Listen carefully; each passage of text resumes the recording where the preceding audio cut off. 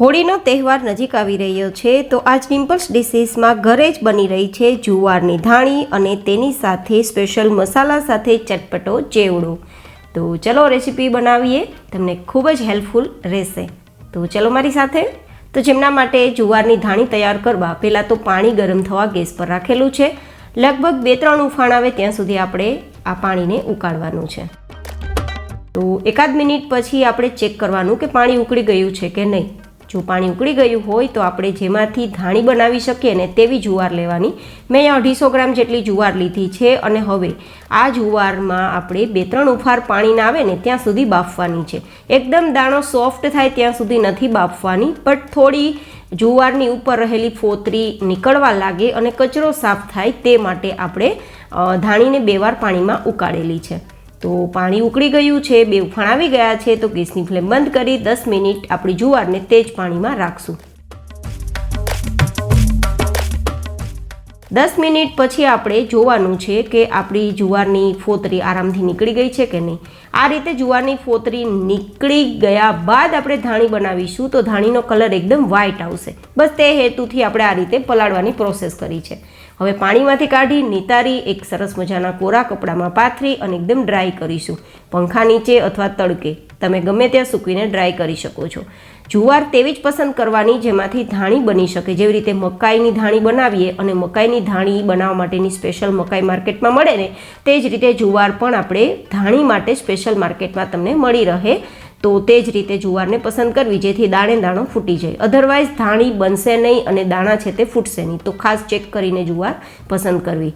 હવે આપણી જુવાર છે તે એકદમ સરસ ડ્રાય થઈ ગઈ છે તો આપણે ધાણી બનાવવા માટે એકદમ પોળી કડાઈ હોય તેવી કડાઈ પસંદ કરવાની અને કડાઈમાં દાણો એકદમ છૂટો છૂટો રહે તેટલી જ આપણે જુવારના દાણા ઉમેરવાના। એક દાણા ઉપર બીજા દાણા આવવા ના જોઈએ તે ખાસ જોવાનું। એટલે થોડી થોડી આપણે જુવાર ઉમેરતા જશું અને ઢાંકીને હાઈ ગેસની ફ્લેમ પર આપણે રાખીશું।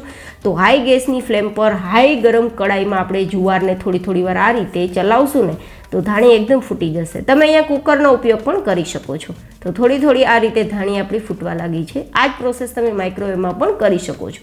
તો તૈયાર થયેલી આપણી ધાણીને આપણે આ રીતે સર્વ કરી લઈએ અને આ જ ધાણીમાંથી આપણે ચટપટા મસાલા સાથે ચેવડો પણ તૈયાર કરીશું। તો છે ને ગાઈઝ, એકદમ સહેલી જુવારની ધાણી ઘરે તૈયાર કરવી। તમે ક્યારે બનાવો છો કોમેન્ટમાં ફીડબેક જરૂર આપજો। તો છે ને દાણો ફૂટેલો એકદમ સરસ, થોડી કદાચ ના ફૂટે કારણ કે મિક્સ જુવાર હોય તો કદાચ ફૂટે પણ નહીં। તો આ રીતે ફૂટેલી જુવારને ઉપયોગમાં લઈ શકીએ આપણે।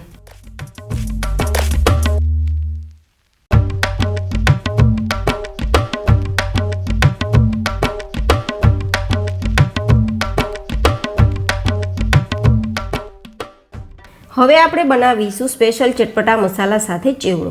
તો સૌથી પહેલાં આપણે તેલને મીડિયમ ગરમ કરીશું, ગેસની ફ્લેમ મીડિયમ રાખીશું અને આપણા આ ચેવડાની અંદર આપણે પાપડનો ઉપયોગ કરીશું। તો લગભગ 4 નંગ જેટલા અડદના પાપડને તળી લેશું। તેલમાં મૂકતા જ અડદનો પાપડ ફૂલી જશે તો ફટાફટ તેને બંને સાઈડ ફેરવી અને બહાર કાઢી લેવો। જો વધારે તેલમાં રહેશે તો પાપડ લાલ થઈ જશે, તો ખાસ જોવાનું કે પાપડ લાલ ના થાય। તો આ રીતે 4 નંગ પાપડને આપણે તળી લેશું।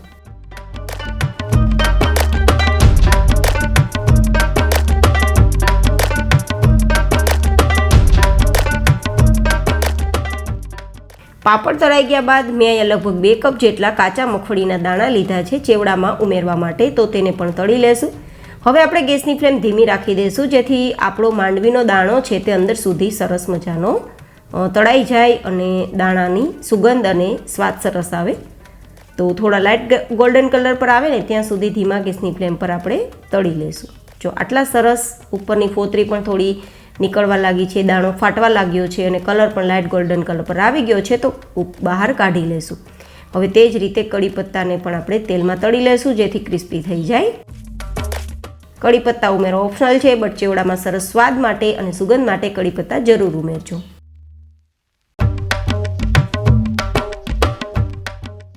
હવે આ તેલ છે ને તે વધારે છે, 3 ચમચા જેટલું તેલ રાખીશું, બાકીનું તેલ બહાર કાઢી લેશું। તો આ 3 ચમચા જેટલું તેલ ગરમ જ છે તો લગભગ અડધી ચમચી જેટલો હળદર પાવડર ઉમેરી અને આપણે તૈયાર કરેલી જે ધાણી છે તે ઉમેરી દઈશું। આ લગભગ 150 થી 200 ગ્રામ જેટલી ધાણી છે। તો આ રીતે ચલાવી દેશું ને તો ધાણી છે તે સરસ મજાની કલરફુલ તૈયાર થઈ જશે અને ટેસ્ટફુલ પણ, કારણ કે આપણે હળદરનો ઉપયોગ કર્યો છે ને. તો ધાણી આપણી સરસ મજાની શેકાઈ ગઈ છે. તો ફરીથી 3 મોટા ચમચા જેટલું તેલને ગરમ કરીશું, કારણ કે હવે આપણે મમરાને વઘારીશું. તો ફરીથી થોડી હળદર, અડધી નાની ચમચી જેટલી, અને હળદરને સતળાઈ ગયા બાદ 150 થી 200 ગ્રામ જેટલા મમરા ક્રિસ્પી હોવા જરૂરી છે. જો ક્રિસ્પી ના હોય, હવાઈ ગયા હોય ભેજના કારણે, અથવા તો મોઇશ્ચર થોડું પણ હોય, તો તમારે તડકે મૂકી અને ક્રિસ્પી કરી લેવા અને પછી આ રીતે ચલાવી લેવા. બસ બધી વસ્તુ હવે મિક્સ કરી દેવાની છે. તો ધાણી મમરા બંને મિક્સ કરી દઈશું. આપણે તળેલા દાણા અને કડી પત્તા પણ મિક્સ કરી દઈશું. તળેલા પાપડનો પણ આ રીતે ભૂકો કરી મિક્સ કરી દઈશું.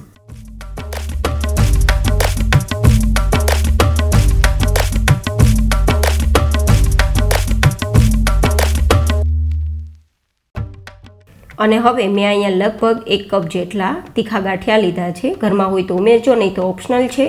સાથે ચણાના લોટની સેવ, જે પણ લગભગ 2 કપ જેટલી લીધેલી છે.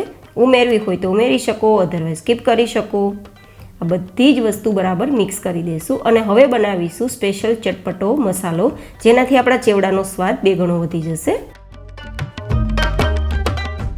તો મસાલો તૈયાર કરવા માટે મિક્સર જાર લેશું અને જેની અંદર સ્ક્રીન પર બતાવેલા બધા જ મસાલા ઉમેરીશું.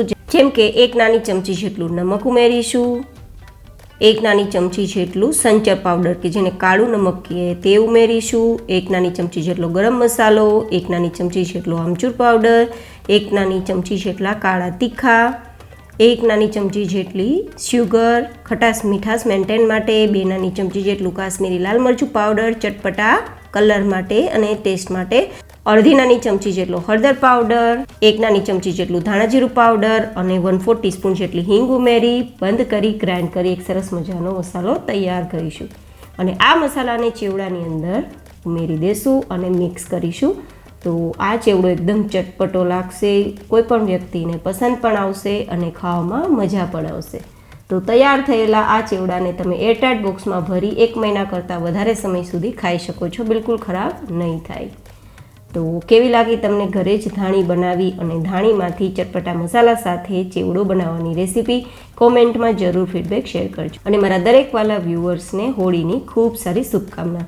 ફરી મળીશું એક નવી જ હેલ્ધી એન્ડ ઇન્ટરેસ્ટિંગ રેસીપી સાથે. ત્યાં સુધી stay healthy, stay happy, take care.